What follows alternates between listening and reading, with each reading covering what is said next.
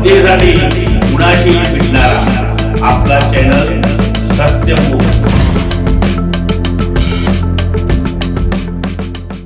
हजारो वर्ष रामायणात रंगून गेलेल्या या देशात आजवर रामचरित्रासंबंधी लाखो कलाकृती निर्माण झाल्यात। अभिजात कलावंतांपासून ते लोककलापर्यंत राजवाड्यांपासून शबरीच्या पर्णकुटीपर्यंत या कलाकृती आढळतात। चित्रे, मूर्ती, शिल्पे, लेखन, काव्य, नाटकं, संगीतिका, गीते, महाकाव्य, चित्रपट अशा शेकडो माध्यमातून आपल्यापर्यंत रामकथा पोहोचते। येणाऱ्या रामनवमीच्या निमित्ताने आज एक अतिशय वेगळे चित्र आपल्यासमोर सादर करतो।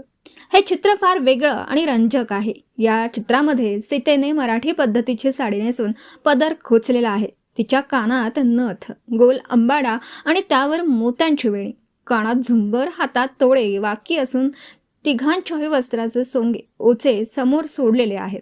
रामाच्या अंगावर राजवस्त्र असून तो कोंदणधारी आहे। लक्ष्मणाच्या अंगावर उपरण असले तरी पूर्ण उत्तरीय वस्त्र नाही, तो उघडा आहे।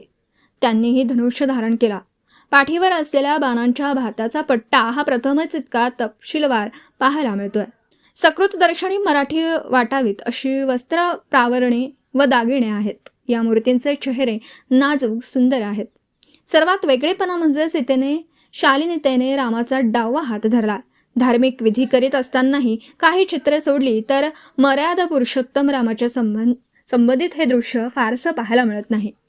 हे चित्र खूपच जुनं असून ते त्या काळात लाहोर येथे न्यायाधीश म्हणून कार्यरत असलेल्या ICS भिडे यांच्या घरातील आहे। त्यांचे नातू श्री श्रीनिवास माटे वय वर्ष 86 आणि आता अमेरिकेत वास्तव्य यांच्या संग्रहातील हे दुर्मिळ चित्र सध्या अत्यंत खराब झालं।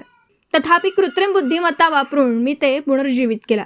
येत्या रामनवमीच्या निमित्ताने श्रीराम, सीता आणि लक्ष्मणाचं हे एक वेगळं दर्शन। अयोध्येमध्ये पुन्हा दिमाखात अवतरलेल्या या प्रभू रामचंद्राला भूयो भूयो नमाम्यह।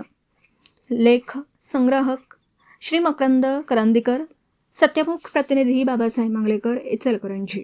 जनतेसाठी कुणाशीही भेटणारा आपला सत्यमुख। लाईक करा, शेअर करा आणि बेल आयकॉन ऑन करा। मित्रांनो, विसरू नका।